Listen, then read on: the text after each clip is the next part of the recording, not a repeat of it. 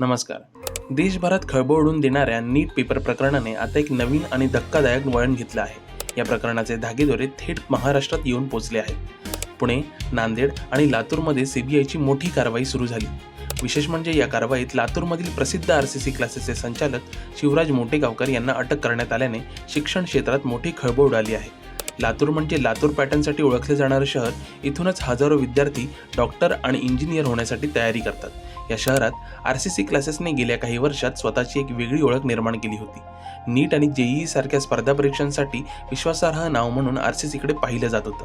पण आता त्याच संस्थेचं नाव पेपर प्रकरणात समोर आल्याने अनेक प्रश्न उपस्थित झाले आहेत. सीबीआयच्या पथकाने लातूरमध्ये धडक देत तब्बल 8 ते 10 तास चौकशी केली. या चौकशीत काही गंभीर आणि संशयास्पद गोष्टी समोर आल्याचं सांगितलं जात आहे. यानंतर शिवराज मोटेगावकर यांना ताब्यात घेण्यात आलं.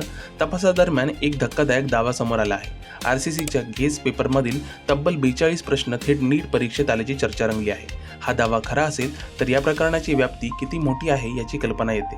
शिवराज मोटेगावकर यांची कहाणीही तितकीच रोचक आहे. एका साध्या शेतकरी कुटुंबातून आलेले मोटेगावकर यांनी संघर्षातून आपलं करिअर उभं केलं.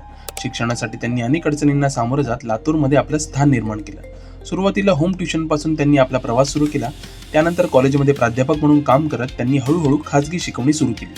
रेणुकाई कोचिंग क्लासेसपासून सुरू झालेला त्यांचा प्रवास पुढे आरसीसीच्या मोठ्या ब्रँडमध्ये रूपांतरित झाला. केवळ एका विषयापुरता मर्यादित न राहता सर्व विषय एकाच ठिकाणी शिकवण्याची संकल्पना त्यांनी राबवली. यामुळे विद्यार्थ्यांमध्ये आरसीसीची लोकप्रियता वाढली.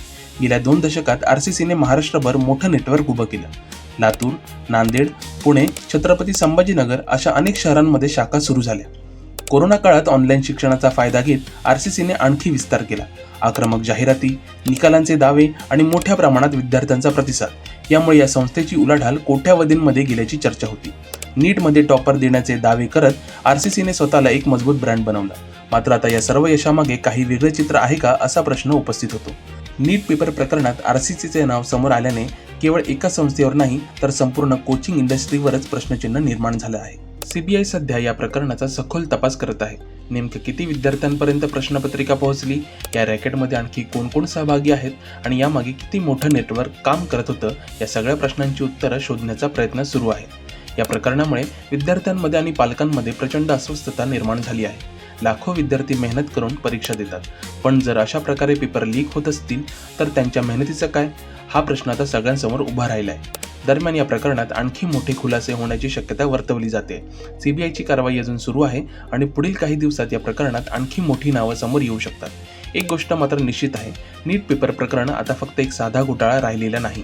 तो देशाच्या शिक्षण व्यवस्थेवर प्रश्नचिन्ह निर्माण करणारा मोठा मुद्दा बनलाय. आता सगळ्यांच्या नजरा आहेत सीबीआयच्या पुढच्या कारवाईकडे आणि या प्रकरणामागचं खरं सत्य नेमकं काय आहे याकडे.